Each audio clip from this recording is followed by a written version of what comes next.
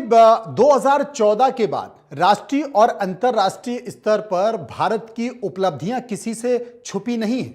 भारत ने बहुत तरक्की की, एक अलग पहचान अपनी अंतर्राष्ट्रीय मंचों पर बनाई है। बावजूद इसके देश के प्रधानमंत्री नरेंद्र मोदी पर नेशनल हेराल्ड केस में सीधा निशाना साधा जा रहा है, जबकि यह मामला कोर्ट में है। क्या यह जायज है? मैं इसको पूर्णतः निरर्थक मानता हूं। नाजायज इसलिए कह रहा हूं कि जो मामला अदालत में है उस मामले में अपने तथ्य और अपना पक्ष अदालत में ही प्रस्तुत करना चाहिए। जहां तक यशस्वी प्रधानमंत्री नरेंद्र मोदी जी का प्रश्न है, वो कभी अदालती प्रक्रिया में हस्तक्षेप नहीं करते हैं। और मैं आपको बताऊं कि ये जो मामला है नेशनल हेराल्ड का, ये 2012 से प्रारंभ हुआ, जब यूपीए की सरकार थी। 2013 में कोर्ट के निर्देशन पर एफआईआर दर्ज हुई। जब यूपीए की सरकार थी, समय समय पर इस मामले में 2014 में और 2015 में आगे अपील में जाया जाता रहा विभिन्न मसलों को लेकर, लेकिन वो अस्वीकार हो गए। और अब इस मामले में चार्जशीट जो है वो प्रस्तुत हो गई है। तो ये मामला जो है ये अब अदालती मामला हो गया है।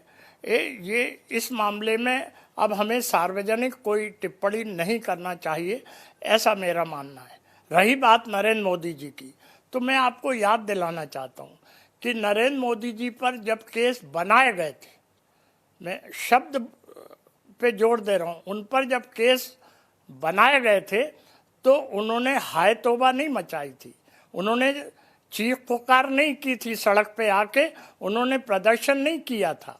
उन्होंने कोर्ट में चल रहे मामलों को कोर्ट में ही अपने तथ्य प्रस्तुत किए थे। सुप्रीम कोर्ट के डायरेक्शन पे जो एसआईटी बनी थी, उस एसआईटी ने अपना ऑब्जर्वेशन दिया था 2012 में।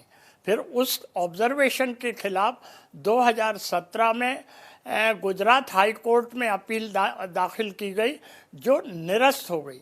फिर 2022 में सुप्रीम कोर्ट में जो एसआईटी का ऑब्जर्वेशन है, उस क्लोजर रिपोर्ट के खिलाफ लोग गए, जो निरस्त हो गई।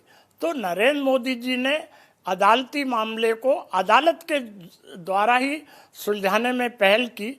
मैं तो ये कहना चाहूँगा कि अपनी आँखों से भी वो पर्दा उठाकर देख लें।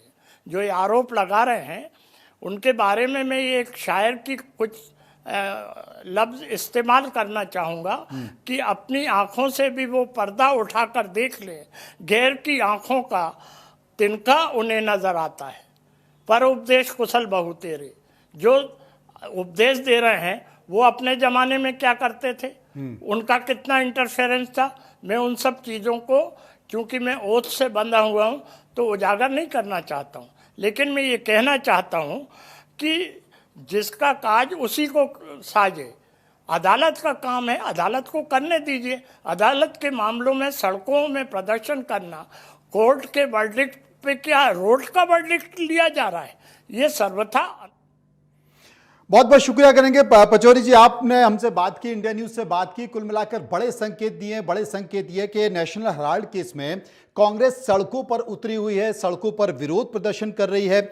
लेकिन सुरेश पचौरी, जो पहले कांग्रेस के नेता थे, अब भारतीय जनता पार्टी के नेता हैं, वो ये कहते हैं कि रोड के वर्डिक्ट पर भरोसा मत करो, कोर्ट के वर्डिक्ट पर भरोसा करो। और वो उदाहरण दे रहे हैं वर्तमान देश के प्रधानमंत्री नरेंद्र मोदी का, जब वो गुजरात के मुख्यमंत्री थे। और खुद सुरेश पचौरी जी ने यह बताने की कोशिश की कि एक समय था जब नरेंद्र मोदी के ऊपर केस बनाए गए थे। आप गौर से सुनिए, केस बनाए गए थे, गुजरात दंगों की बात कर रहा हूं। उन्होंने क्या किया? क्या उन्होंने सड़कों पर उतरकर प्रदर्शन किया? सड़कों पर उतरकर हो हंगामा किया? क्या रोड वर्डिक्ट पर भरोसा किया? बिल्कुल नहीं किया। उन्होंने कोर्ट पर भरोसा किया।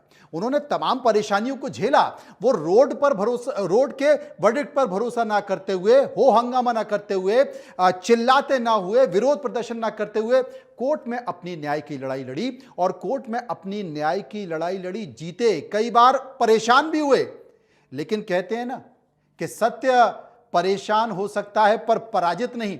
और अंततः जीत नरेंद्र मोदी की हुई। जितने भी ऐसे आरोप लगाए गए, झूठे केस बनाए गए, वो खत्म हुआ, जिसका जिक्र खुद सुरेश पचौरी कर रहे हैं। साथ ही वो आईना भी दिखा रहे हैं और आईना दिखाते हुए वो कह रहे हैं कि पिछली की सरकारें, हालांकि उन्होंने कहा कि वो संविधान की शपथ से बंधे हुए हैं, लेकिन पिछली की सरकारों में यानी कि यूपीए सरकार की बात कर रहे थे, कितना दखल था इसके बारे में वो डिटेल जाना नहीं चाहते, लेकिन जनाब इशारा तो दे ही दिया कि दखल था। बहुत बहुत शुक्रिया करेंगे सुरेश पचौरी जी का, जो विस्तार से हमसे चर्चा कर रहे थे और एक बड़ा संकेत कांग्रेस को दे रहे थे और कांग्रेस को आईना भी दिखा रहे थे। फिलहाल इतना ही, नमस्कार।